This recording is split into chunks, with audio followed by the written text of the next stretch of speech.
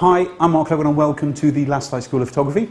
And today we've been out photographing in the sunshine, as if you can't tell from the redness on my face. We've been using the flash sync bracket, or the tri-flash sync bracket I should say. And the product allows me to fire all three flashes just by using one trigger and one receiver. Which is kind of cool because it kind of minimises all the kit that we need to take away with us on location or whatever. It's got some other kind of benefits as well. If I just spin it around for a second, on the back here, you can see we've got two little kind of switches. The left-hand one, 0 and 1, means if I switch it on, it now puts the little slave cell on in the top, so it's looking for another flash to be fired. We're not going to be using that method today. We're going to be using a radio trigger and receiver. So I'm going to switch that off. And the other part here, we've got the 1, 2, 3, 4, which is basically the pre-flash. So if you're firing from likes of a Canon flash, that usually has 2 pre-flashes. We'd stick that onto 2 perhaps, and then that will control the flashes and kind of ignore the pre-flash as well. But we're not going to be doing that today. The main thing we're going to be doing for me is working the flashes, firing the flashes on location anywhere. Most of the time when I'm photographing, it's going to be in kind of a bright location. And one of the troubles that we have when we're trying to work from a flash to flash communication to make them trigger is that kind of seeing the signal. And that's why for pretty much all my career, I've always reverted to a radio trigger to fire my flashes instead of having to rely on any visual aid. And of course the benefit here, as I said already, that instead of having to have 3 receivers, 1 for each of the guns, like we would have had to do previously, now I can just use the one. So as simple as using an old pocket wizard, I can just kind of plug it in here, just loop across my stand, switch it on. Let's switch on my flashes, of course, that will help. And then with pocket wizard on camera, of course, switch that one on. Basically all 3 are going to fire. Now this is a manual product, this is not being run in TTL or anything else, so this is just for manual flash firing. So each one of these, if I just spin it around for a minute, is being controlled manually by me pressing the power button and either upping or downing it, depends on how much power we're going to need. Now when you're going to see the film in a few moments for us photographing on location, I'm working in the 2 main ways that this kind of unit is designed for. It's going to be used to shoot a lot of power at once to compete with the likes of strong sunlight or whatever, and you will be seeing that, I promise you. Because then even on full power here, I think we had all 3 flashes giving us a working aperture of f32 to compete against a really bright backlit sky, and I was even making that sky look darker.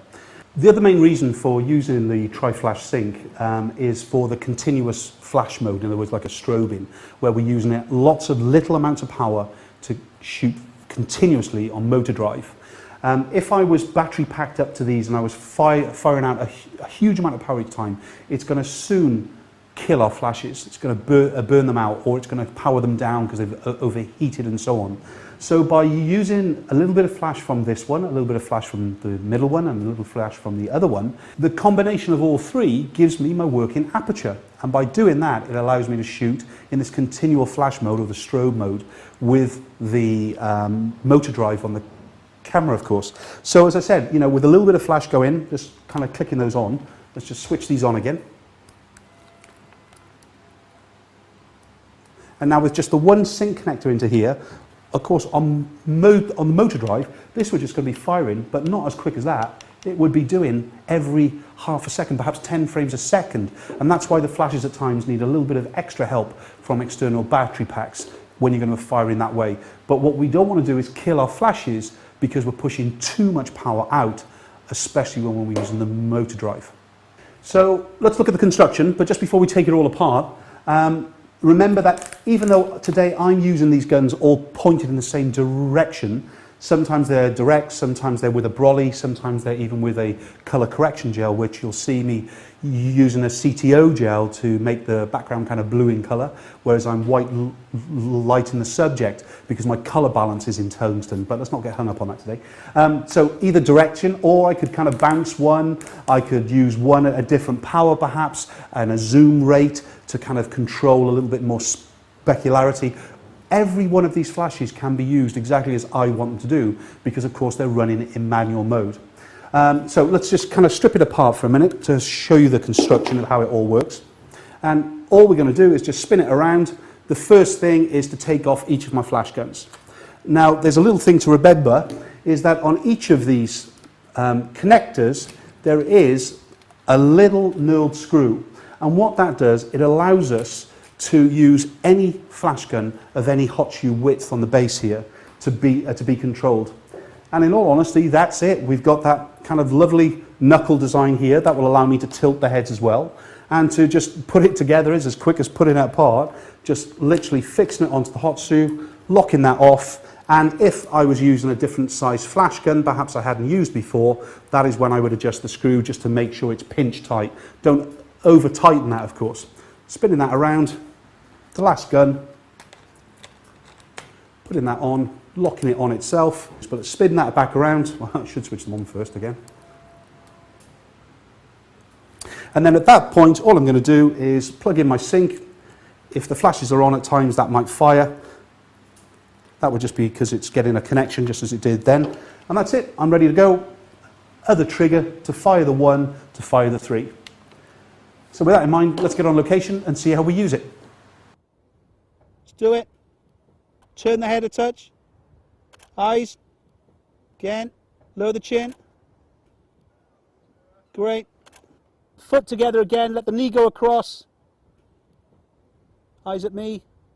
Excellent. It's there. Looking down. Excellent. Relax. Brilliant. So there you can see the real use of the tri-flash sync. We're running, in fact, on full power on 3 speed lights over there to try and compete about the natural sunlight that we've got coming through. We're in the middle of the day. We've got a working aperture here at 160th of a second at f/29 to compete with it. Remember, the DSLRs are not really designed to shoot at high shutter speeds at all, so it kind of makes it really difficult when we've got such bright white light coming in from behind, because that sun is behind us. It doesn't allow us to really work fast at all. I'm giving the flashes some help with some battery packs. Why? Because we're using them at full power, 1-to-1 power. But let's not forget, the true kind of benefit of having the tri-flash sync is that just from one trigger, sending the information to one receiver, it's firing all 3 of those heads, and that allows me to either fire all 3 of the heads or 1 or 2 of them, depends on which part of the switch that we're on. So that's a great use of it. Let's go completely away from that now. Let's shoot some high-speed images with flash.